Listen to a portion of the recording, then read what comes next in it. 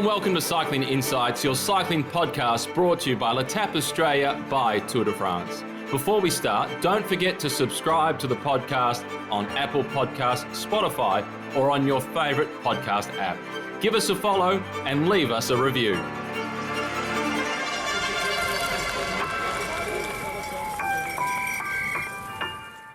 It's hard to believe we've finally arrived at the date of the Tour de France when we should be talking about who won and previewing the Volta a España, but somehow it feels like normality has returned, at least when it comes to the racing. Simon Gerrans, welcome to episode 6 of Cycling Insights. We're going to talk about some bike racing.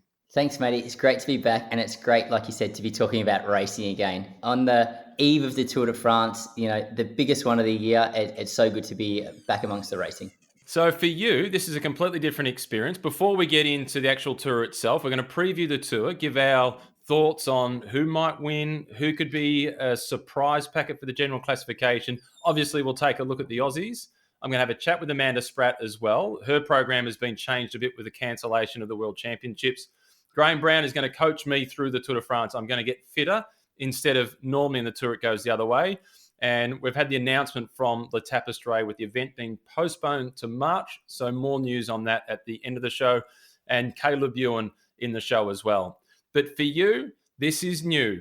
You're at the tour, you're already in Nice, and you're ready to commentate on the Tour de France for the first time. Yeah, so before we talk about the race itself, let's talk about our Tour de France and what we're going to be doing for this year's race. So as you said, a new experience for me. I've stepped into, your seat, Matty, or beside your seat anyway. Going to be commentating the Tour de France for ASO. So doing the international feed, I'll be following the race around stage by stage. And maybe actually you can give me an advice what I can expect for this year's Tour de France. Well, it's going to be a completely different experience because you're going to be wearing a mask when you're not in the commentary box. You'll be traveling in a little bubble as well. But I think you'll be fascinated by the mechanics around the finish line, which you never get to see when you're racing. And I'm always fascinated by how hard the people work to put out the barricades, that drive the trucks, that set up the cables for the television. Remember, when you're in the TV compound, to look down. There are cables everywhere. Yeah, I'm really interested to see the ecosystem that supports the Tour de France and everything, the production that goes along behind the scenes of the big circus. Because obviously I've been involved in the race itself a number of times, but as a rider, you're completely oblivious to everything that goes along outside of the peloton. So this is going to be really interesting for me. So the tour this year, Robbie and I will be commentating exclusively for SBS. Normally we're doing the world feed. So replacing Robbie and I on the world feed will be you, Simon Gerrans, along with Anthony McCrossan. And you'll be going to around about 40 different networks around the world. So New Zealand will get you, South Africa, Canada. You'll be on the NBC Gold, which is the online streaming, the ad-free streaming in the United States. It's a pretty big audience, Garrett. Yeah, well, there's nothing like an entry point via the deep end. Not only have I not commentated the Tour de France sort of live before in this environment, but to do every day of the race, it's going to be a great challenge and one I'm really looking forward to. So it's my first winter in Australia since 2006, and I'll be commentating from the studio in Melbourne. Robbie will be in the studio in Sydney. I'm going to have Bridie O'Donnell in commentary with me as well in Melbourne. Mike Tomalaris will be in the studio in Sydney. He'll be doing some of the hosting with David McKenzie, who'll be joining him online from his lounge room in Carlton. It's going to be logistical juggling by the team at SBS. It sounds like a technical disaster waiting to happen, in all honesty. But, I think in this day and age with people working remotely, I've been speaking with a few of the other guys that I know that are commentating. Mostly everybody's commentating remotely. I think Anthony and I will be one of very few teams that are following the race around. So it's obviously a very different way to call the Tour de France, but it's all new to me anyway. So one of the things that you will miss out on that I really enjoy about commentating on the tour on the ground is when you walk into the commentary box, all the other nationalities. So if a young Norwegian has performed well that you don't know a whole lot about, you go next door and you talk to the Norwegian commentary team and you get all the inside information on them. Or it might be a Danish rider, or it's somebody that's burst off the screens from one of the small French teams, and you can talk to the French reporters there and so on. That you won't get as much access to as what would be a normal tour. So you're going to have to rely on your phone and contacting the teams and all the riders that just a year or so ago you were racing against. Well, I'm looking forward to that part of it as well, actually, just reconnecting with so many of my teammates, the directors I've worked with, the soigneurs, because I think having a long racing career, I actually pretty much have someone that I've worked with in nearly every professional team that's racing. And many of those guys will be at the Tour de France this year. So it's going to be a great excuse to reach back out to those guys and get that bit of information about what's happening within the teams. And probably the story behind the story is what's often most interesting. But so that'll be great. But onto the Aussies in this year's Tour de France. You guys really only have 2 to talk about in Australia. Yeah, at the moment, based on what I can see, there'll be Caleb Ewan and Richie Porte. So we've got 2 of the stars of the race, particularly Caleb, winning 3 stages last year. And Lotto Soudal, they look as if they're really built around him. I'm sure that Philippe Gilbert will be given the green light to try and hunt for some straight stage victories, particularly in the first week. There's a couple of stages that really suit him. But Caleb, I think that there's potentially as many as 4 stages that Caleb can win this year. Yeah, I really hope so. And, Caleb's such an exciting young talent. He's been around the block a few times now, so he has that Tour de France experience. He's going to be putting big pressure on himself, having won 3 stages last year, to go and sort of probably match that or even go better in this year's edition. So I'm really looking forward to what Caleb can produce in this year's tour. The first stage for Caleb, that's Nice to Nice, roads that you know really well. Can he win that first stage and get the yellow jersey? Oh, it's going to be a real stretch for Caleb to win the first stage of the tour. I do anticipate it will be more of a select group, and it will depend on how the GC guys and how the opportunists really race this stage. If you're a Van Avermaet or even Gilbert to a certain extent, and it's a kind of middle mountain stage to get cracking with, they're going to want to make it hard. They're going to want to make a selection for the final and eliminate all those really quick guys. But maybe it's a stage that, Sagan can start off a win with. If he's given the green light by his team, Wout van Aert is my pick for the first stage. Comes down to team strategy, though. Yes, I would be very surprised if Wout van Aert is given the green light to go for stages in this year's Tour de France. I think it looks like they've assembled their team of champions to make a champion team for this race. And I think it'll be everyone supporting Primož Roglič.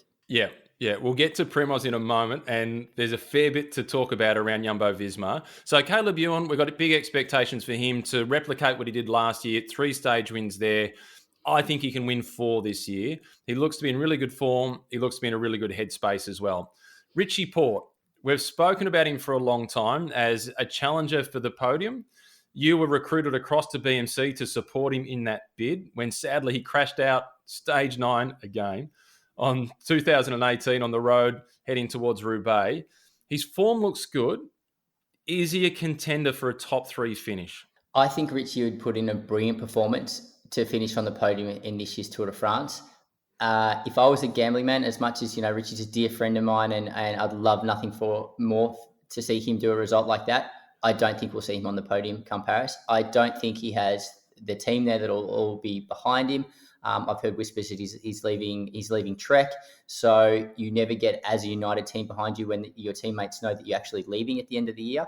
And, I think he's got a bit of stuff going on at home. I think he's going to be, his head's not going to be in the right space to be on the podium in this year's tour. Yeah, he's going to be a father again. So he did say in an interview during the Criterium de Dauphiné, if I'm going to miss the birth of my second child, I'm not going to go to the tour to ride around as a cyclo-tourist. I think that for Richie, he's already finished 5th overall in the tour. If he's not a contender to get on the podium, a better outcome would be to win a stage. To be 15th to win a stage, I think for Richie, is better than 5th place again and no stage win. Yeah, I would agree 100%. And I think Trek Segafredo would be much happier with that result as well. But in saying that, I think it'd be really hard to do this race where there's so much distraction, there's so much noise going on, without thinking in the back of your mind the whole time, I have another child due any day now, and I'm going to be there to support my wife and son to go through that. Yeah, the Tour de France is stressful in itself under normal conditions. Throw in coronavirus and the bizarre 2020. Add to that you're about to become a father for the second time. There's a bit on Richie Porte's plate. Yeah, you could say that the least. And actually, I was in contact with Richie just a few days ago, and I wasn't quite aware that I knew he had another child expecting quite soon. I didn't realize it was mid Tour de France, and he sort of was the opinion as well. I'm not even sure the Tour de France is going to make it that far down the road to that date anyway. So we'll just play it by ear and see how we go. But that's a whole other topic to speak about. Yeah, we might have to have a separate podcast on that one. Across at Mitchelton-SCOTT, the Australian team without any Australians on it. Did that catch you by surprise at all? A little, but they've sort of been going more and more that direction over the past few years. From the inaugural seasons of Green Edge, that was a very much Australian heavy lineup, and it's been sort of dwindling over the past few years. Luke Durbridge is going to be a mainstay of the Mitchelton-SCOTT Tour de France team the last few years. I know that Luke wanted to focus on the team's time trial at the World Championships, so he decided to sit out the Tour de France so he could do a specific preparation for that. Obviously, that got pulled at the last minute, and Mitchelton obviously decided to go with the lineup they initially planned without Durbridge. So I think the big replacement for Durbridge was probably Sam Bewley in that team. Yeah, which is the announcement that I liked. I like that Sam Bewley gets to make his first appearance at the Tour de France. He's worked hard for it, and he's really earned that spot. Yeah, absolutely. Sam is a brilliant worker. He's a great guy. He has the utmost respect from his teammates. So I think he'll put in a really solid contribution to that team in this year's Tour de France. But otherwise, I've got a team that's literally going for stage wins, I've announced, and I think there are many, many teams in that situation. Esteban Chavez is riding the Tour. He still dreams of winning the Tour. I'm not sure that that's realistic for Esteban Chavez, but this year's course is probably the best course for Esteban. I think a bit like Richie for Esteban, a good outcome would be a stage win for him. Yeah, I would agree as well. A stage win for any one of the guys in the Mitchelton-SCOTT team would be a great outcome. But if you looked at this year's Tour de France and kind of thought, if Esteban was able just to get through the Tour de France, stay in the front, could he pull a move like Martinez in the Dauphiné? If it's all going pear-shaped for the GC teams in the final week of the race, and you don't know who's going to come down with coronavirus as well, would there be opportunity there to basically sneak up the road as other teams are falling apart and jump onto get a podium spot, or even who knows what could happen in the Tour de France, end up in the yellow jersey leading to the final stages? This could be the Steve Bradbury Tour de France. We saw it at the Steve Bradbury Dauphiné, didn't we? With guys crashing out, big shake-ups in the final stages. And I think the Tour de France could be exactly the same. And then we've got Daryl Impey in the team as well. Adam Yates hunting stage victories also. Mikel Nievi, he's potentially a stage winner as well. Last year they won 4 stages. If they win one stage, it's good. It's a pass. If they win 2 stages, I think they should be really happy with it, Mitchelton-SCOTT. Yes, definitely. What's been an interesting evolution for Mitchelton-SCOTT as well. Previously, if a rider was leaving the team at the end of the season, they tended not to select them for the Tour de France. This year, of the 8 guys in the Tour de France, I think 4 have announced they're leaving and they're still in the Tour de France team. So that's a really interesting evolution for the dynamic of that team and how they've decided to choose their best 8 guys, they think, for the race, rather than who we're developing for next year or who actually has contracts in the team. I think that's really mature decision making and looking after the interests of the sponsor, trying to get them exposure rather than worrying about who's leaving, because the guys have still got a contract with the team. So fulfill the contract and try and get an outcome. I kind of like it. I love it. I think it's an approach they should have taken years and years ago. But speaking of mature decisions, what do you think about Ineos taking no Froome and no Thomas? Good call or a bad call? With Chris Froome, was not surprised at all. Not surprised at all with Chris Froome not being selected for the Tour based on what we've seen from him. And it's easy to forget how horrific that injury was that he had at the Dauphiné last year. It's a lot to come back from that. And even to get to the level that he's at is a pretty good result. As for Garrett Thomas, I was a little bit surprised initially about Garrett Thomas not being selected because he can play other roles within the team and not necessarily be the leader. He can do the sort of work that Luke Rowe does, for example. But Geraint Thomas is not paid to be a domestique. Not anymore. Not once you've won a Grand Tour. So now they're going to have Froome go to try and win the Vuelta, Geraint Thomas go and try and win the Giro d'Italia, and they've still got 2 guys at the Tour de France who have been Grand Tour winners last year with Egan Bernal and Richard Carapaz. So I like the decision that Ineos has made. And we've spoken about Mitchelton-SCOTT. They've got no Aussies in the team. The Great Britain team, the team from Great Britain, they're no longer worried about the Britain part. They're just worried about the great part. They've only got one British rider on the team, and that's Luke Rowe. Yeah, I really like the fact that they've decided to divide and conquer. They've literally split their main Grand Tour winners, and that looks like they're trying to win each Grand Tour on the calendar. And I think Garrett Thomas, I agree with you. It was a strange decision because Garrett Thomas he has shown that he's prepared to work for teammates. He supported Bernal last year, riding for the win and finishing second place himself. So I was a little bit surprised they decided to leave G out of the tour. But in saying that, if you're Sir Dave Brailsford or Fran Miller and you talk to Garrett Thomas, you can say, "We will take you to the Tour de France, but you're in support of Bernal," or you have full backing of the team and you try and win a Giro d'Italia. What do you do? Like you said, he's a winner now. He's paid to win these races. He goes for the Giro.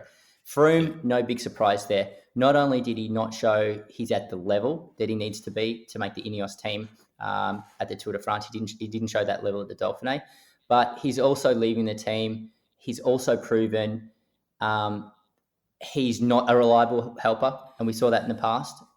So I think there was too much of a doubt or too much of a question mark over Froome. So no big surprises there that he's targeting the Vuelta later in the year. Okay, so let's take a look at the big favourites. The two big favourites are Egan Bernal and Primož Roglic. But looking beyond those two, within their team, what about Richard Carapaz at Ineos Grenadiers and Tom Dumoulin at Jumbo-Visma?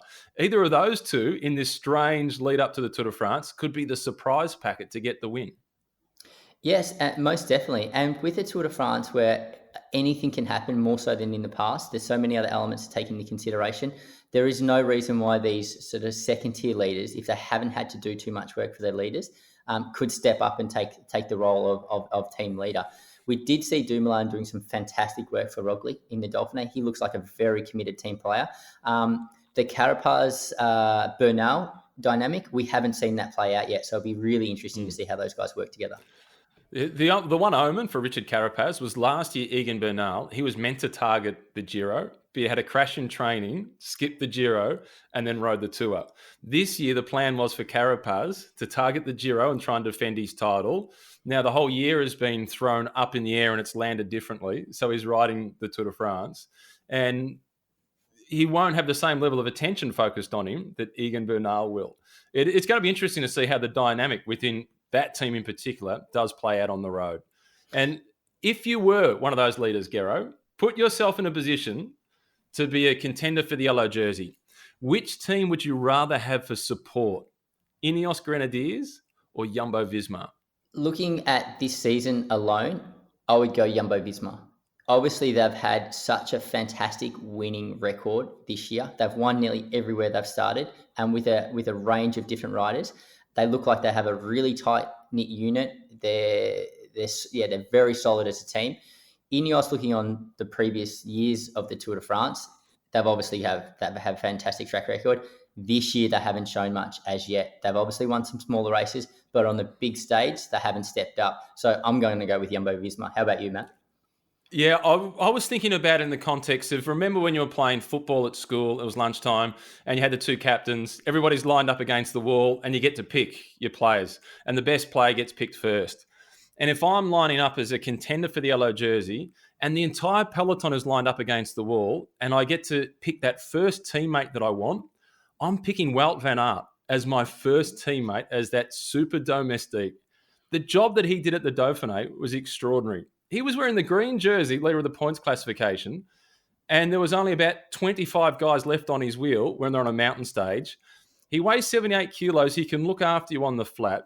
He's shown that he's prepared to sacrifice and go back and get water bottles. The guy is an absolute standout. He is the definition of super domestique. He's my first pick if I'm team captain and everybody's lined up against the wall in the schoolyard. Yeah, and he looks like the kind of guy that you'd want by your side if things could go pear-shaped in a bar as well. Like, he's Correct. a cyclocross rider background. He's going to be a scrapper. So, yeah, you want him in the trenches with you. I couldn't agree with you more. Also, with Van Aert, what we talked about a lot leading into this sort of compact season is if a rider nails their form, they're going to have phenomenal success. And that's what he has seemed to done. He has started this compact season in cracking condition, and it looks like he's holding it really well. So I'll be interested to see if he can hold that for another 3 weeks throughout the Tour de France and still perform at this level in the final week of the race when he's really going to be needed by his teammates. Yeah, that's going to be the big challenge. And that just takes me back briefly to Tom Dumoulin. What I noticed from him at the Dauphiné is he got better each day. And I felt like there was more room for improvement from him than just about anybody else. We'll see. That'll all play out. Let's go through some of the other contenders. I'm going to rattle off the names, and I'm really keen to get your thoughts on what might happen with them. Last year, Emmanuel Bookman from Bora Hansgrohe finished in 4th place, but hardly rated a mention. He was almost anonymous. But this year, so far, each race that I've seen him in, he's been really aggressive. An exciting rider, and I'm interested to see how he handles that extra attention and extra responsibility going into the race. It's very easy to step into a race like this when no one's talking about you, because every performance you put in, everyone sees as a massive bonus. When the expectation is there to perform, the pressure that you receive from within your team and that you put on yourself is completely different. So I think this Tour de France for Bookman will be a completely new experience. Romain Bardet, he's just announced that he's leaving AG2R Le Mondial, but this is the best course that he could ever have in his hopes to try and win the Tour de France. Will he have the full support of the team, and what can he do? Will he have the full support of the team? Unlikely, because he's announced he's leaving the team. Is it the right course for him? Absolutely. When I was chatting with Roman before he announced that he was changing teams, and I had a little bit of a chat to him about his aspirations for this year's Tour de France, and he said, "You know what, Simon, I would love nothing more just to target a few stages in this year's Tour de France so I could really focus on the world titles that are only a week later. I think it's a world championships that suits me really well, and if I just target stages, take a few easy days, I think I can come out fresh enough to be a world champion." And he said, "That's what I'd love to do in this year's Tour de France." And I thought, well, that would be a great strategy. I'm not sure how that would go down with Vincent Lavenue, knowing that you're leaving the team and you want to be world champion for your next team. But as far as a GC target, I think Roman is a guy with the caliber to be able to ride into a top 10 and still lose some time on some stages. But I don't see him as an overall contender for the win. Julian Alaphilippe. Julian Alaphilippe is probably the most exciting rider in the Tour de France. I think based on last year's race, based on the admiration the French public have for him, he's an exciting racer to watch. He's charismatic. He's good in front of the camera. He's good with his teammates. I really hope Alaphilippe lights up this race all over again. But again, I don't think he has the support in the team. Quickstep tend to send a divided team with guys targeting the sprints. If you guys will want to go for stage wins, and then a couple of guys going for GC, that's not enough to win a Tour de France. So I really hope he puts in a good performance like last year. Again, I don't see him as an overall contender. Yeah, I think he'll be a stage hunter and perhaps the King of the Mountains classification. The fact the team has taken Sam Bennett to try and challenge Caleb Ewan for those sprint stages, and what I've seen from Julian Alaphilippe so far in the last couple of weeks, he's not where he was last year. And he races, as you made reference to, he's too exciting as a rider to really challenge for the GC. He needs to be more boring, more conservative, and it's just not in his character. No, that's right. And I think that's why we see Alaphilippe contend for monuments, winning monuments and attacking those races. We saw how aggressively he attacked the first week of the Tour de France. He looked like he was just riding on emotion in last year's race, and he paid the price come the third week of the race. We could just see he was at a level and he was racing so aggressively he wasn't going to be able to maintain that momentum for 3 weeks, which is obviously so important. He just sort of ran out of gas in the final few stages. So he probably needs a big shift in mentality, which I hope he doesn't take, because I love the way he races now, to focus on a Grand Tour. Yeah, okay. Speaking of running out of gas, Thibaut Pinot. So much promise, and the final individual time trial on stage 20 literally goes past the front door of the family home. Is that right? Well, Pinot, again, a guy that the French public just adore, but he seems to clutch defeat out of the hands of victory every time. And I hate it, because I hate the fact that that's the case, because he's a lovely young guy. Well, I'm not even sure he's that young anymore, but he's a lovely guy. And you could just see in the last stage of the Dauphiné this year, he inherited the lead of the race going to the last stage when Primož Roglič didn't start. So it was his for the taking. He'd been in the front every stage until that point, and a breakaway slips away in the final stage. He didn't have the team to control it. He did everything in his power to try and drag that back, but it wasn't quite good enough, and he finished in second place. So I think in this year's Tour de France, a podium finish would be a great result for Pinot. He's just so fragile. He's like the delicate genius. He can be perfect up until the penultimate stage, and it can all go pear-shaped for Thibaut Pinot. Great emotion last year when he abandoned the race in tears, and his heartbreak warmed the heart of the rest of the French public. It was a beautiful moment of the Tour, and it really captured all the drama. Okay, Mikel Landa. So at Astana, he had to work for Nibali and then Aru. So he moves to try and get away from those guys, and he rides at Team Sky. And at Sky, he works for Froome predominantly. Then he goes to Movistar, and he's working for Quintana and Valverde. And he spends his whole time in those three teams complaining about not having leadership. And we have the hashtag #FreeLander. He's finally free. He's at Bahrain McLaren. Can he deal with the pressure of being the number one banana? Well, you can see the team. He has the entire support of the team there. Bahrain McLaren, they're not taking Tuns, I saw. They're not taking Cavendish for the sprints. I think they have Wout Poels in the team there as one of the most loyal sort of mountain domestiques going around. So he has the backing of that team, and now it's on him. So it'll be very interesting to see whether he has the legs to back that up, whether he can handle that pressure. I do think he's a podium contender with everything going right. All right, at EF Education First, I'm not sure, Rigoberto Urán or Danny Martinez? Urán, time and time again. He's a consistent performer. He's got the depth. He's been there before. And I think Urán, we might see him drop a little bit of time in the first week of the race when it's really explosive. But he's just going to chug away. And I can see him riding himself into a top 5 in the last week of the race. I actually went out for a training ride or a ride these days. I'm not training for much with Mike Woods last weekend. Yep. And he was talking me through the EF Education First lineup for this year's Tour de France. And he said Martinez, he produces some of the best numbers of anybody in the team, but he rides too much on emotion. He puts a lot of pressure on himself.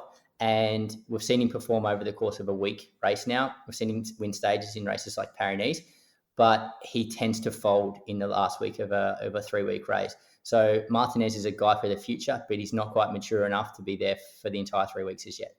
Yeah, they've got a pretty big team all up. 2 more to get through as other contenders, and then 2 smokies to talk about. Nairo Quintana. He's been on the podium so many times. First on the podium 7 years ago in 2013. He's not young anymore. He's now riding with a smallish team, Arkea Samsic, but all the guys that he's got around him have previously ridden with World Tour teams, and he's got quite a few guys there that are potential top 10 finishers in Grand Tours themselves. He's got a pretty good team with him.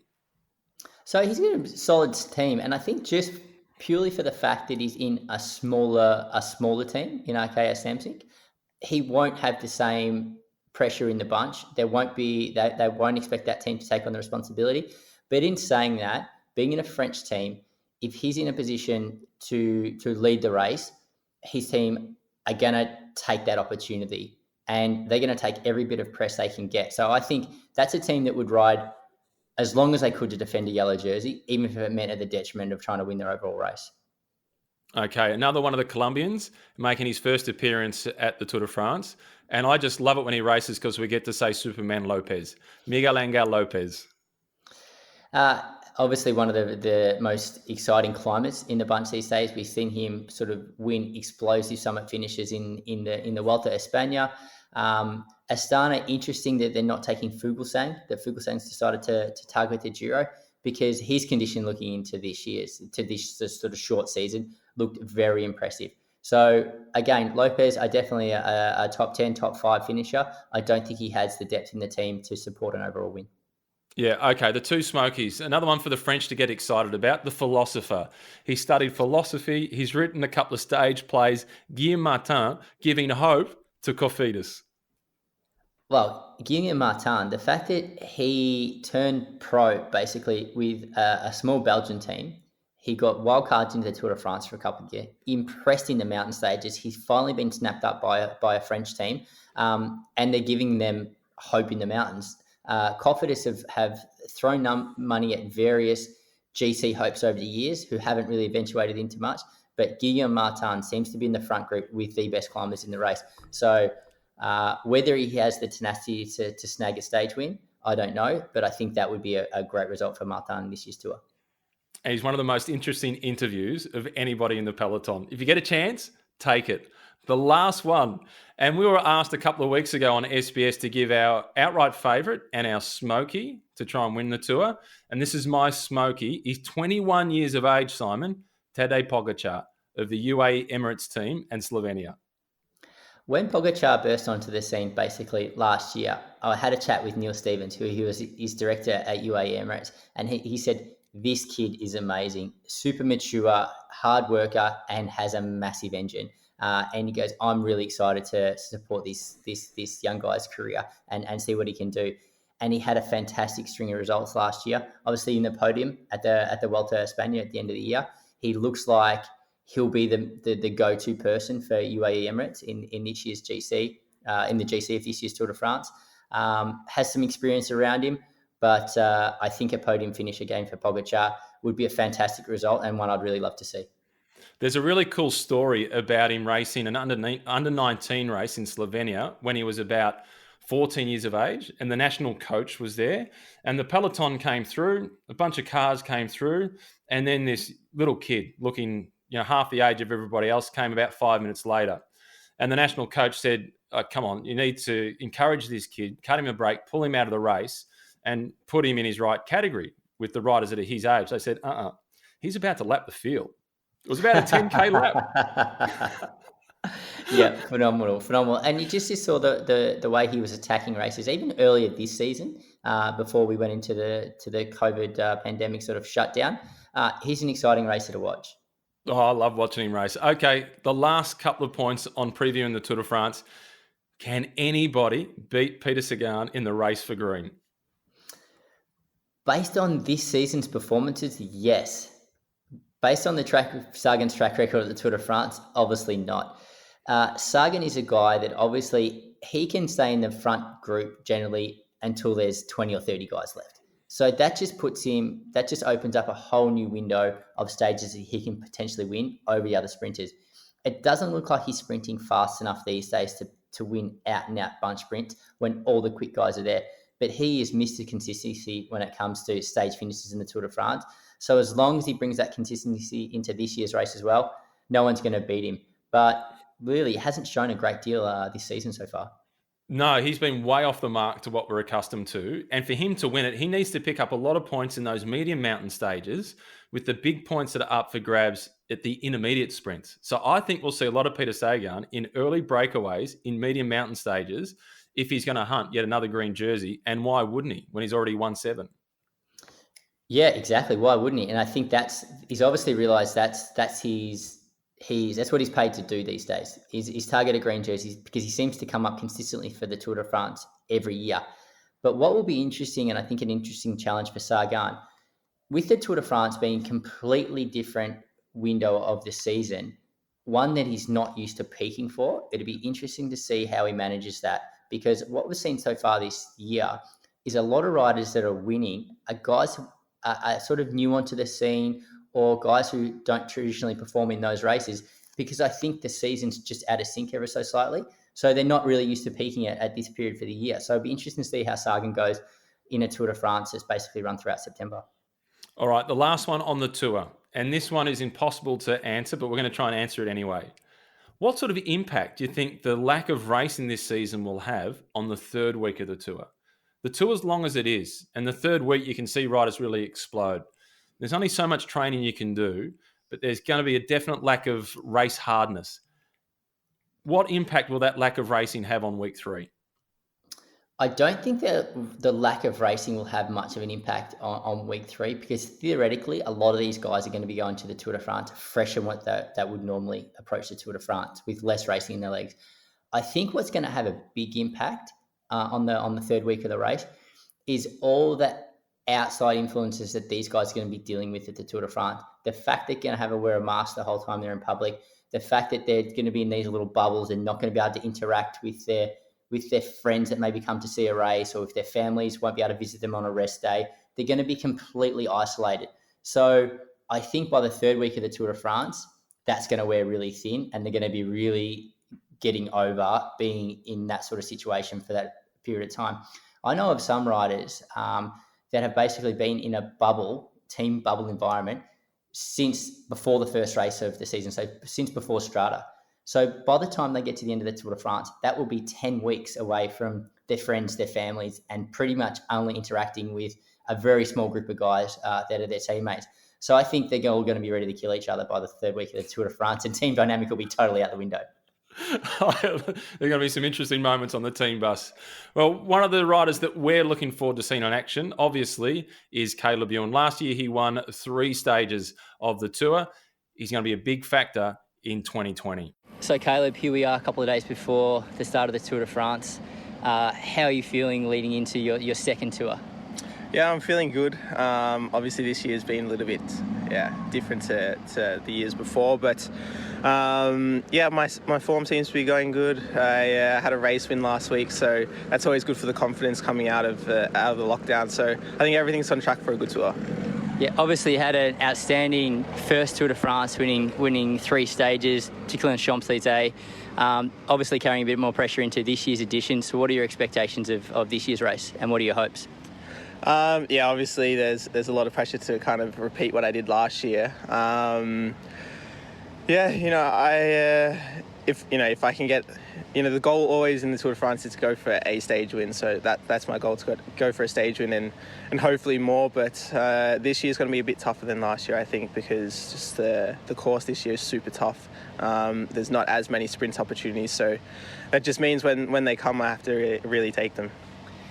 In your first attempt at the Tour de France, you were second in the green jersey competition. Obviously, Peter Sagan won that. He's won it a number of times. He hasn't looked as sharp going into this year's tour. Is the green jersey something you got your eye on as well? It's not something that I'm focusing on, but it's definitely something that, if I'm up there in the points, then I'll have a look at going for. But the goal at the moment is just to go for stages. There's no pressure from the team to go for the green jersey, and if the going for intermediates is going to take it too much out of me too much going into some of the sprints, then I'm not going to go for them. So last year I didn't do any intermediates and I was second. So hopefully maybe if I win more stages, then I can be up there further for the green jersey. But at the moment it's not a goal, but we'll see how the tour goes. Awesome. And finally, L'Étape du Tour Australia is in your area where you grew up in New South Wales. What advice have you got for the participants in the upcoming L'Étape du Tour? There's definitely hard roads around there.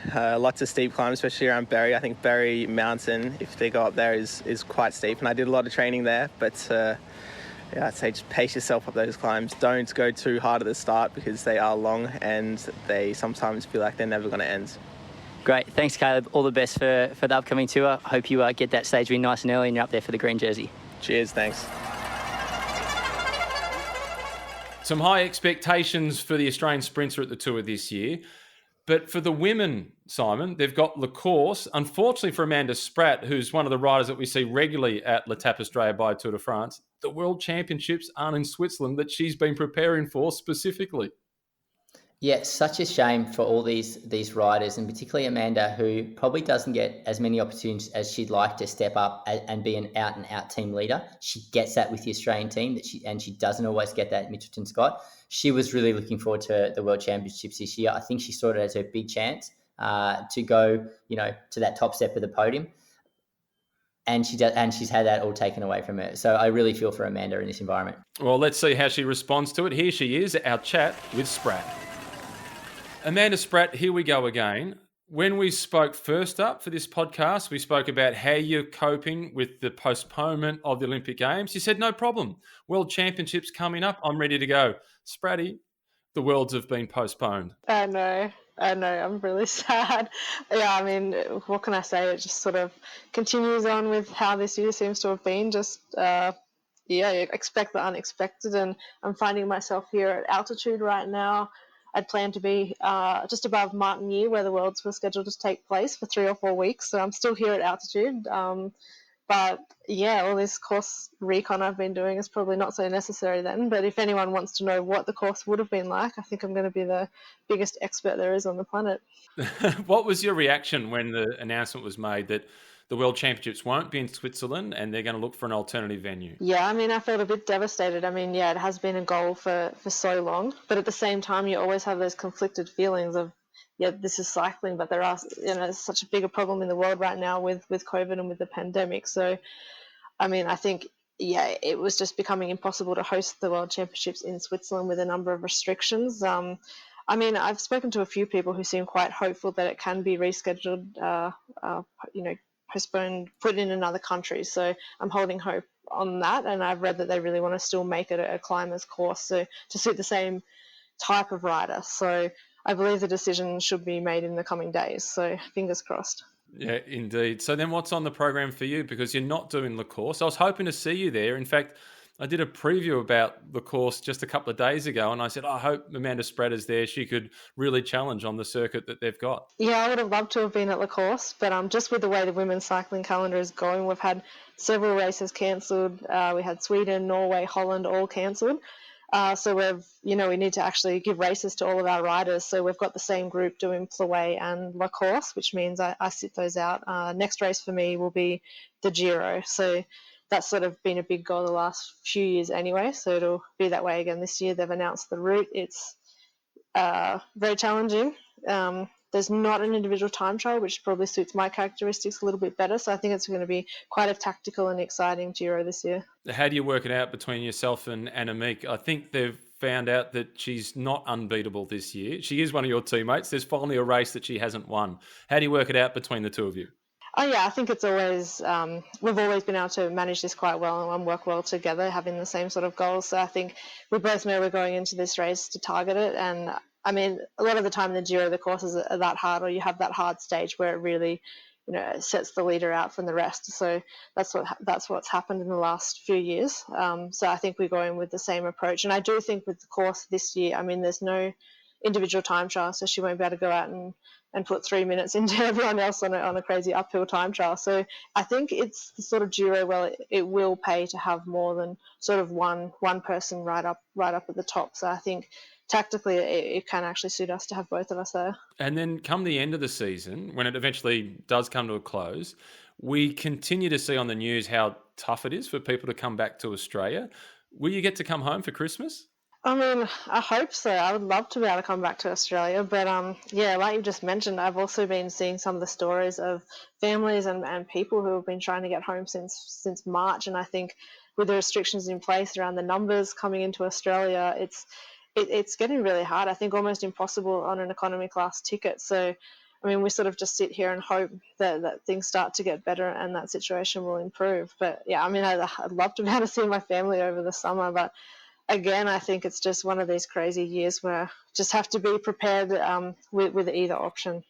Yeah, it's the year of being flexible and responding to surprising situations. It definitely is. And I feel like I'm starting to get better at that. Like, I feel like, the earlier races, for example, when they were cancelled, I felt a much, more mourning or devastation. And now it just feels like, okay. Move on. What's the next thing? How can we move on? How can I motivate myself? So it does feel like it's almost been a learning experience this year as well.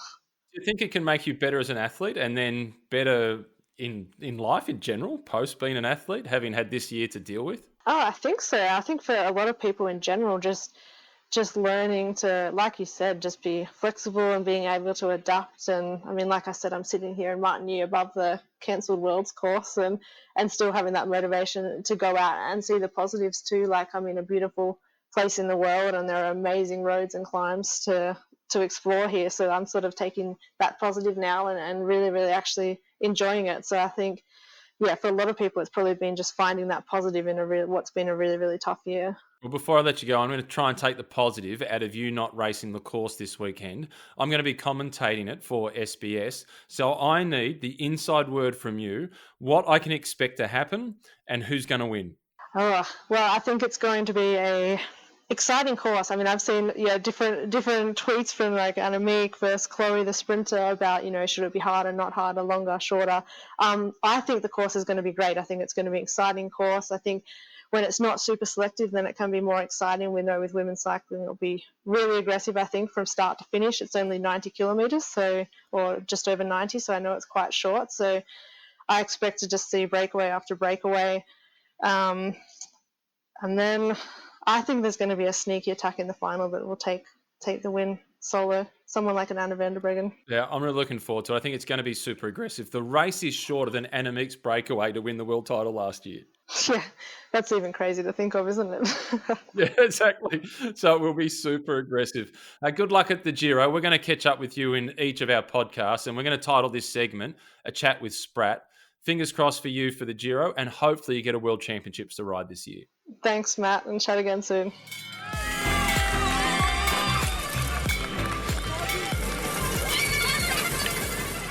Before we continue with the show, a big thank you to this episode's sponsor, L'Etape Australia by Tour de France. L'Etape Australia is the only Tour de France event in Australia. No matter if you're an elite rider or a weekend warrior, everyone is welcome at L'Etape. For more information and to register for L'Etape Australia, visit letapeaustralia.com. It's LETAPE Australia.com. letapeaustralia.com. We'll see you on the road.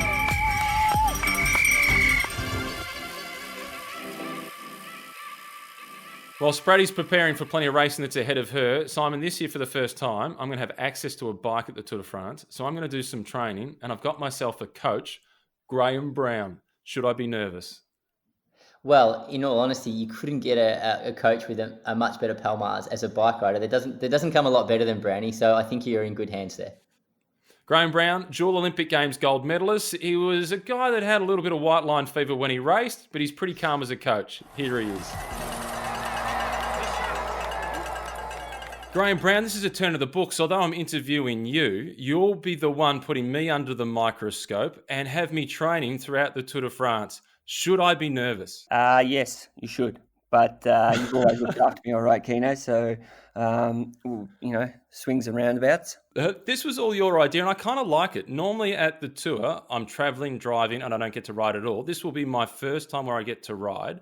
We've done the base test. We know where my level is at. My FTP came out at a 318. I was reasonably happy with that. If you had have given me that 3 months ago, do you think I can get any better in the next 3 or 4 weeks? Well, I really hope so.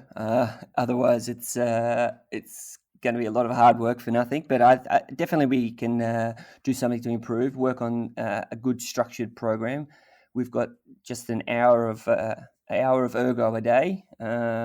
As you mentioned, you've got to revolve around your family life, your work life, and then your training life. So it's quite hard to be good at all three things at once. Most of the time, it's 2 out of 3. So we're going to go for 3 out of 3 and see how that goes. I think if one's going to fall over, it might be my family life, because my kids are homeschooling at the moment and I might not be too good helping with the maths and the English over the next few weeks of the Tour de France. Structure is going to be really important when it comes to the training. You know where I'm pretty weak based on what you've seen from my pre-test. I don't think I've got much horsepower. I think I'm okay for endurance, given how much I ride. But can you make me a little bit quicker, Brownie? Yeah, well, I've started to structure a plan for that, actually. It's not going to be all that pleasant for you, but yeah, we'll aim to increase your max power, which wasn't that exceptional when you did your test. So that's kind of you. Not that exceptional is a really nice way to say bad, Brownie. Yeah, well, I said I won't be too harsh on you. Okay, very good. How would that help me? How is that going to help me, say, coming to an event like L'Etape Australia where I need to go over some hilly climbs, having a better max power? Is that going to assist me much at all? Not so much on the climbs. It never assisted me much on the climbs.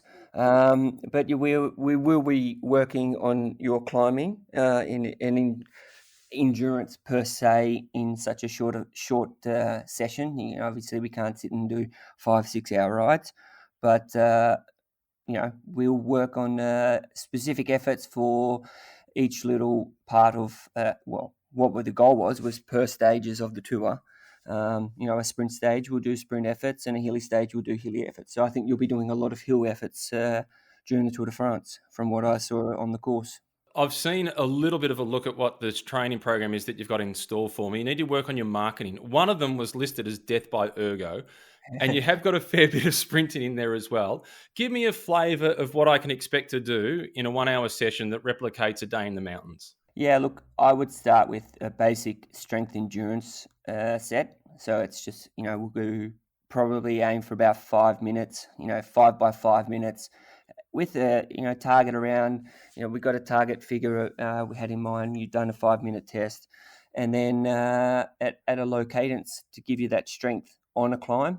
It's something that works really well. And yeah, so that would be the basic the basic effort to get you ready for some climbing. You sent me a pair of the info cranks so you could really measure what I'm doing. And what I found interesting in using those for the first time doing the pre-training test was the analysis of my left leg versus my right leg. And I've got this perception of myself as being really well balanced, but I was a little bit out and I was actually stronger on my right leg when in my mind, it's my left leg that is stronger. That surprised me. Yeah, quite often it's you think you're stronger on your right if you're right-handed per se. I always found when I did standing starts started with my left leg that my max power number was higher than when I started on my right leg, and I felt exceptionally uncoordinated. But yeah, it's your second pedal stroke in that circumstance. But it is quite interesting that you weren't that far out. It's funny your perception of what was a long way out and what is a long way out. It's not too bad. You're within a few percent. So it is something that I have an effort for that we can work on. So that's good. That's all right. All right. Well, I am looking forward to that. I'm really looking forward to going through this. I've got in my mind that I can shift my FTP from 318 watts up to around about 340. Am I realistic? Everyone needs a goal. So that's fine. We'll go for that. We definitely let's say why not. Okay. I think we spoke about it a month or two ago now when you're going to do a quarantine and 2 weeks, leading to the Tour de France as a training camp. I said, why don't you aim for 350 to come out of the Tour de France with a 350? So yeah, why not? Let's go for it. Let's go for it. Okay, well, I'm looking forward to doing this training program with you. But before I let you go, I've got to ask you about Jumbo-Visma. This was a team that was previously Rabobank, which you rode with. How many seasons were you with that team? 9. So the last couple of years, they've got a lot right. What are they doing so well at that team in the last couple of years? Yeah, well, when I first joined the team, it was a very old school, I would call it, probably. And it definitely looked, as I was sort of leaving, it was becoming more looking at the technology, looking at nutrition, looking at aerodynamics, and just trying to do the sort of, I guess, the Team Sky approach to marginal gains. It's just what it is. I mean, it's all about the 1%ers, and if you can have 10 lots of 1%ers, it's going to make a pretty big difference. So who's going to win the Tour? Yeah. I'll go with Bernal, but it wouldn't surprise me with Roglic's form. They both started pretty well. Yeah, they're the two big names that keep popping up. I'm not sure whether to say thanks to you now, Brownie, or something else as I hesitate looking forward to this training camp, but I'm looking forward to it, so I will say thanks. Yeah, no worries. I'll have a little snicker every time I write your Zwift workouts.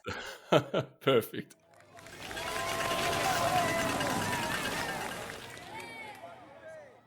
I think, Simon, my biggest challenge of riding throughout the Tour de France is actually going to be getting enough sleep. So I'm going to be getting home at around about 2:30, asleep probably about 3:30, and then the kids are going to be running around the house by 7:30. The challenge is going to be getting enough sleep to recover from work, to do the riding on the home trainer, and then to have some sort of interaction with my family as well. Well, you're guys basically going to be on a European time zone, Matty, based in Melbourne, but on European time. So yeah, there'll be some later. Maybe you should do your home training session before you go to bed after the stage when you're full of adrenaline and fully pumped up from the stage. I've been night shift. I'm a night shift worker for the first time in my life. Well, Simon, another one of the big changes this year is the fact that the L'Etape has been moved from November through to March. It gives us an advantage of having really good weather to prepare for that event. So we caught up with the man that really organises this event from Lateral Events, Florent Malézieux. Here he is. Flo, well, I was anticipating that I'd be catching up with you in Kiama in November to ride L'Etape Australia by Tour de France. That's not going to happen, but we get to do it in March. It must have been a big decision to postpone the event. How was it for you and what was the process to get there? Yeah, it's definitely a big decision to move such a big event from a date to another. But we have regular updates with the government to discuss how we are progressing in the organization of the event. And the current health orders in New South Wales impose a limit of 500 attendance to each event. And for Letap, we were expecting at least 12,000 people. It's like riders and supporters and visitors coming to Kiama. So from 500 to 12,000, it was pretty obvious that it would be very difficult to pass this threshold with the government. So we wanted to give enough notice to all the riders to organize their trip to March. So we decided to make the announcement earlier rather than later, so everyone can plan ahead for March. What was the sort of reaction you got to the announcement? It was actually very positive from the riders. They really appreciated the situation. We've been dealing with COVID for months now. Everyone is well aware of the strain it puts on every business, every events, etc. And riders were actually very glad that we let them know very early, so they can reorganize their accommodation and not being penalized. The one big benefit that I see of the move into March is that we get the advantage of being able to train through the summer months. And March is that period in the cycling calendar where we're all getting excited about the Spring Classics. So it's going to have that Spring Classics feel about it, plus the benefit of training throughout summer. Yeah, definitely. And the weather is just lovely in March in Kiama. We're going to get to start 1 hour later, 7 a.m. instead of 6 a.m. initially for November. So that's going to be great. More time to train. Obviously, we're not going on holidays for the next 4 months. We're going to be working hard to provide all the riders with some content, some training content to try and help them to get ready for March. So I actually think it will be beneficial to everyone. And maybe the good news is that in 2021, there will be 2 Letap, one in March and one in December. Flo, I didn't hear anything you said after an extra hour of sleeping in, moving the start from 6 to 7. That was music to my ears. I'm sure everyone will love that. Yeah, that is fantastic. Thanks for the update, Flo. I am looking forward to getting there, having had the advantage to go there with you a while ago, late last year with Amanda Spratt and ride the course. I can't wait to get there, even though I'll be on the microphone throughout the day and limited in how much riding I'm going to be able to do. I'm going to try and get there a little bit early and do some of the riding around Kiama because it is absolutely stunning. I'm sure you will love it, and take your bike. There's still the Sunday to ride. I will. I'll be there. Looking forward to it. Flo, until we actually get to see each other in person, once we've got COVID under control, a bientôt. Have a good Tour de France. Okay, Gero, so it's going to be on in March. It's going to feel like the Spring Classics as much as anything else. A big battle across the roads of Kiama. Bring it on. I'm looking forward to it. Yeah, for sure. The fact that Letap Australia has now moved to a date in March suits me perfectly. It gives me the opportunity to get a few more miles in the legs and train into some good weather. So I'm in much better form at Letap. And I'm sure everyone who's entered for the event will feel the same way. Okay, before I let you go and finish doing your preparation for commentating on the tour for the first time, who's going to win? Primoz Roglic. Who do you think is going to win?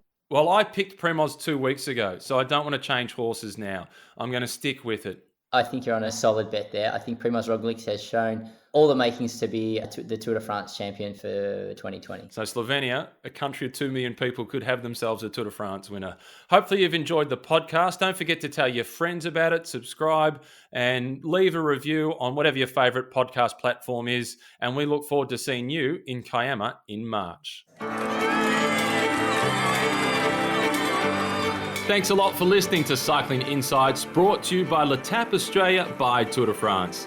Don't forget to subscribe to the show on Apple Podcasts, Spotify, or on your favourite podcast app, and leave us a review. We'll see you on the road.